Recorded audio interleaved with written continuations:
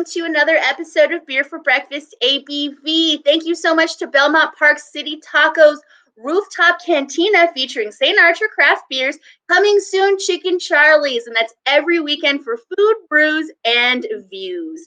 As always, I have my beer drinking partner in crime with me, Paul Segura, brewmaster from Karl Strauss. What's up, bud? What's up? How's everybody doing? Doing good. We have Coronado Brewing on today. So we have head brewer Mark, and we have the digital marketing manager Aiden. What's up, guys? Welcome back. Thank you. What's up, y'all? I can't believe it was, last year already that we were on? Yes, it's been a year because we were celebrating Coronado's anniversary, and with the times the way that they are, there's no way that we could forget about Coronado and their anniversary. Well, we're happy to be back, so thanks. Happy 24 years of independent local craft beer in San Diego, gentlemen. You bet. Yeah. Here's the Coronado Brewing Company. You guys are all grown up now. I remember when you were just babies. I know, crazy. Where does the time go? I dig that board behind you, by the way. That'd be Rick's. I'm still Rick's office for the day. Yeah. Rick Chapman, Coronado native and fellow surfer. Cheers to Rick. There you go. So we're kicking things off with the Pineapple Farm Hazy IPA, and this is with pineapple, lactose, and pineapple flavor. Tell me all about this, guys. So, yeah, this is the latest addition to our year-round lineup. It actually kind of started out as a accidental beer. It's seasonal. We were piloting a completely different beer, and the fruit that I had ordered got lost in shipping. So I decided pineapple was the next closest thing, and we ended up just kind of really loving it, and it became its own thing. So it was a happy accident, but it's a hazy IPA brewed with Simcoe, Azaka, and Mosaic, and a little bit of Chinook in there too. A lot of adjunct malts. We've got oat malt, flaked oats, flaked wheat, and then some lactose. So it's got a real full body. It's creamy. The intention was to sort of try to make this almost pina colada-like quality to it with the full mouthfeel and the pineapple. Yeah, dude, you did it. All right. I would say it's got that pina colada-esque, flavor. Anybody out there who might be like trepidatious about the lactose, it's not super sweet in the finish. It's got just enough to know that, just a hint of sweetness, but it's not super sweet in the finish. I think that the lactose makes it kind of a little like on the silkier side. Like I was drinking this and I was like, ooh, this is silky. And then I read the lactose and I was like, oh, that must be what it is. And before we started recording, we talked a little bit about this, Mark, but I feel like I haven't seen, at least on cans and packaging, that IPAs that have lactose. Is this a common thing? Is this kind of like a experimental? I think it's becoming a little more commonplace as you see hazies, becoming more and more prevalent in everyone's lineups. I was kind of explaining to you, a lot of that mouthfeel in hazies comes from water chemistry, but another, really surefire way to add some body is to use lactose because it's an unfermentable milk sugar, so it always will remain in the beer. And what's nice about it is, Paul was kind of saying it doesn't come across so sweet. It's more it adds like a nice fullness to it. It doesn't it's not like if you took a spoonful of table sugar or something. Right. And you can tell you've also had a generous use of wheat and probably oats in there as well. But it's not a yeast bomb. It's definitely cloudy, and it's got all the the great mouthfeel and great flavor. Finish is super hoppy. Great beer, guys. I'm digging this. Thank you. Yeah. Yeah, we try to, we don't, as much as everyone likes that orange juice look, the problem I found with distribution brewing is a lot of that settles out over time, and then you end up someone gets a can of it, a month and a half down the road or something, and then they pour it out, and then you just get that big sludge at the end. Oh, that's the worst. Yeah, so I try to make it just more consistent, so you won't see like super duper hazy that often. I mean, there's some fluctuation because it's it's an art, it's a craft, but we try to be a little more consistent with it. It's really good, and I have to say that your core beers are really my favorite. When Paul and I were at the tasting room, I saw your variety pack, and I was like, "Ooh, do I just go for the variety pack? Because it's got them all. It's got all the good ones." I really have to give you a shout out for Weekend Vibes. Legitimately is my favorite beer. I could drink it all day, every day. Thank you. Yeah. I think that beer, Go Paul. I think that beer has become sort of a go-to now in San Diego for all the hopheads like us. They know that beer is going to be solid anytime you go get it, man. It's a great beer. Super consistent. It's like, anywhere you have it, either it's on draft or like in package, it's the same. It's just straight up like perfect, like juicy West Coast IPA every time. Yeah. It's really perfection. Can you guys give us an update on what's going on at Coronado as far as locations that are open? Like, what's the deal? Yeah, sure. Yeah, so all of our locations are open. So Imperial Beach, the farthest south, we've got a full patio. We kind of redid our parking lot in the front there. So you got a full patio right on the beach, full menu, full beer menu. We're cranking out more food and beer than ever down there. So go check that out. Our Coronado pub, we do the same thing in the back parking lot. So we got a bunch of picnic tables and umbrellas back there. And then on the front sidewalk, it's straight up Euro style. So we got tables and umbrellas on the sidewalk in Coronado. Super rad, like tourist destination 101. But like go there, like the food's so good. We're cranking a ton down there. And then here at the tasting room where we are, like I know you guys came by the other day. The full patio with the murals, like huge seating. We can seat over, I think it's like 100 people out here. Very spacious. Full food menu and full beer menu, and like we're working on some more exclusive beers like we've got here that'll only be available at our locations. So definitely, like, if anybody gets the chance, come by and see us, and you'll definitely be happy. Paul, do you want to sing the praises of the pizza, or should I?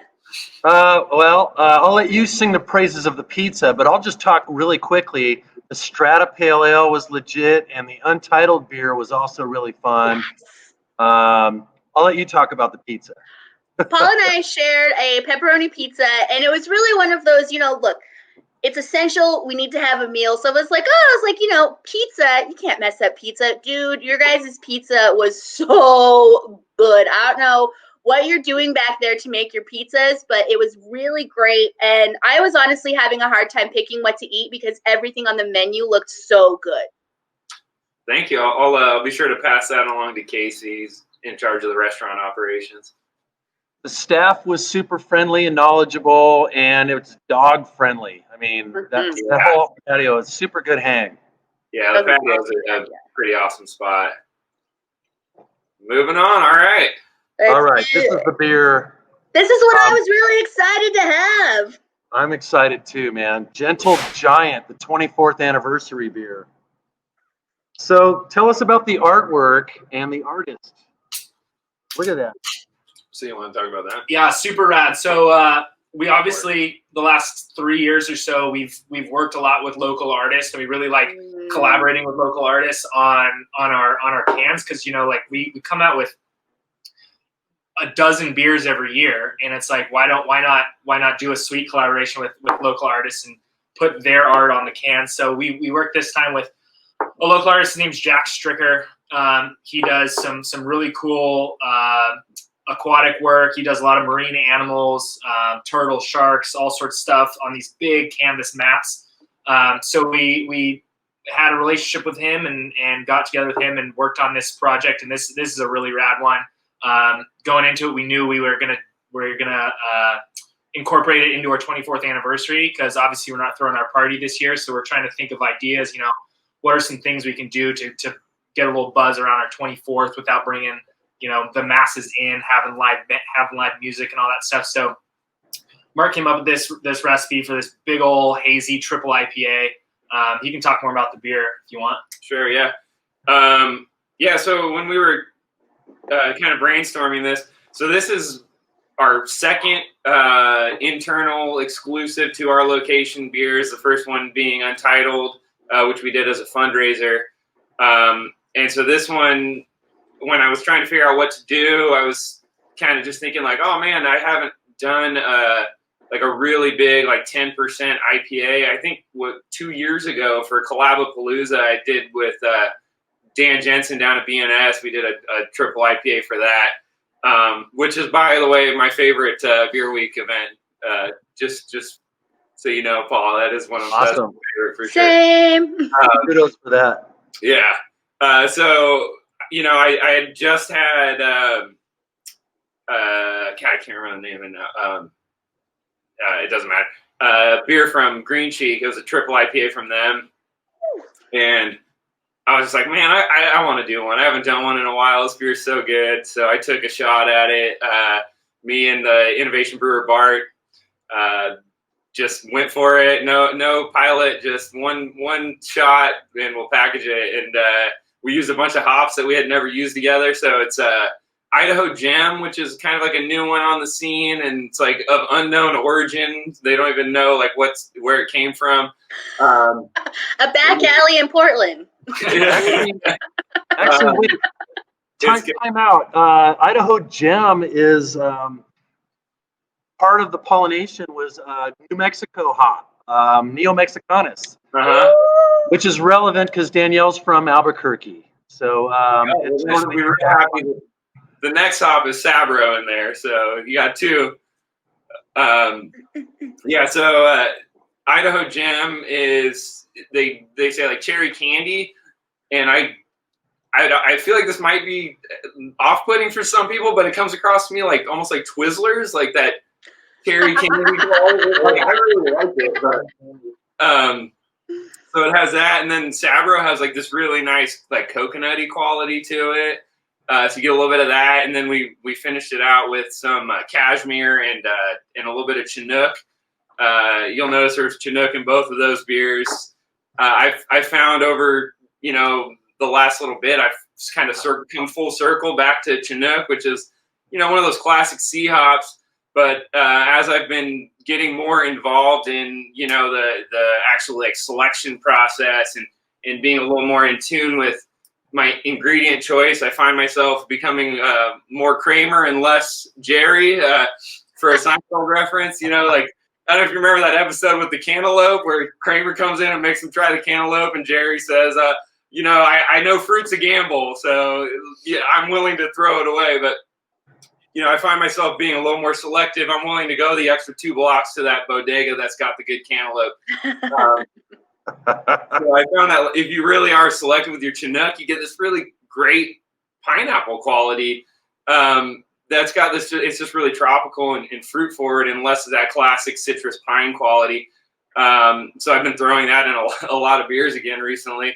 But yeah, all in all, this beer comes across super tropical, really aromatic. Yeah, I'm pretty happy with it. I totally get the tropical. In fact, I get hints of pineapple. I get hints of like cherry fruitcake or something, and then I get some coconut going on in there. Yeah. Paul, it sounds like a party in your mouth. Right.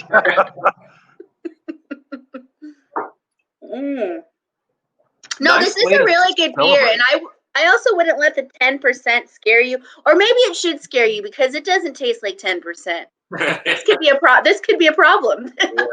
A good problem, but yeah, it's pretty wild. Yeah, this beer is a total sniper. It doesn't drink like 10% at all. It actually drinks like a regular hazy, like something 7.5%, maybe 8. Yeah, we had to ask some friends of ours in the industry as we were doing this, and one of the techniques we used that was kind of fun and different is we were actually adding sugar to the wort as it was fermenting to boost the gravity instead of just like stressing out the yeast. So it created a much smoother, more consistent flavor. You don't get a lot of that heat. Oh, I dig this, man. It's so tropical. Mm-hmm. Both of these beers. Yeah. Well, the first one, the pineapple, I mean, you get the pina colada influence in that. If it had a little bit more coconut, it would be super pina colada like. Yeah. And this one's got a lot of coconut, but it's also got a little pineapple and a bunch of cherry, like cherry fruitcake. It's super interesting beer. Mm-hmm. You guys are going to sell through this pretty quick. I mean, this is We awesome. hope so, yeah. Plus, it's So only this available beer- at all locations. So we did, I think, 100, 150, like something pretty small. But so it's only available at our location. So if people want it, they gotta come find it. It's definitely a beer worth seeking after, though. Yes. One of the And this beer is not yet released. Oh, go ahead, Paul. I'm sorry. It's not yet released, right? It's going to be released on Friday? For sure, yeah, Friday. So this weekend for our anniversary weekend, we'll release it, and then the first 100 customers, they get a signed print that we printed from Jack Stricker. So it's going to be this whale print for Gentle Giant, signed by Jack. First 100 customers get those prints. So we'll try to drive a little traffic on Friday. But yeah, it'll be available all weekend until we sell it out. So should be good. Awesome, guys. Well, I'm so stoked that we got to link up again. I know that, age of Rona, things are kind of crazy, but the biggest thing is really, as a beer consumer, if you want to continue to support these local businesses, going straight to the business itself and picking up beers, whether it's to go, whether you stick around to eat and have a pint.